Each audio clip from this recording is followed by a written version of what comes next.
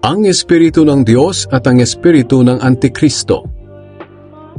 Mga minamahal, huwag kayong basta maniniwala sa mga taong nagsasabi na ang ipinangangaral nila'y mula sa banal na Espiritu. Sa halip, alamin muna ninyo kung nagmula nga sa Diyos ang itinuturo nila. Sapagkat marami ng huwad at sinungaling na propetang nagkalat sa mundo. Sa ganitong paraan ninyo malalaman kung ang Espiritong sumasa kanila ay mula sa Diyos. Kung kinikilala nila na si Hesukristo'y naging tao, ang Diyos mismo ang nagsugo sa kanila. Ngunit ang hindi kumikilala na si Jesus ay naging tao ay hindi isinugo ng Diyos, kundi ng Espiritu ng Antikristo. Narinig ninyo na darating na ang Antikristo at naririto na nga sa mundo.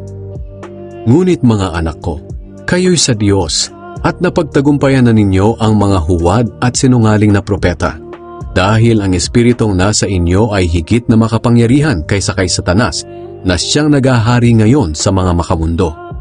Itong mga huwad at sinungaling na propeta ay makamundo, kaya ang mga bagay ng mundo ang kanilang itinuturo at nakikinig sa kanila ang mga makamundo.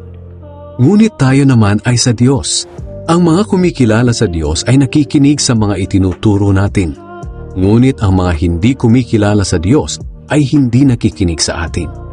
Sa gayong paraan natin makikilala kung sino ang nangangaral lang mula sa Espiritu ng katotohanan o sa Espiritu ng kasinungalingan.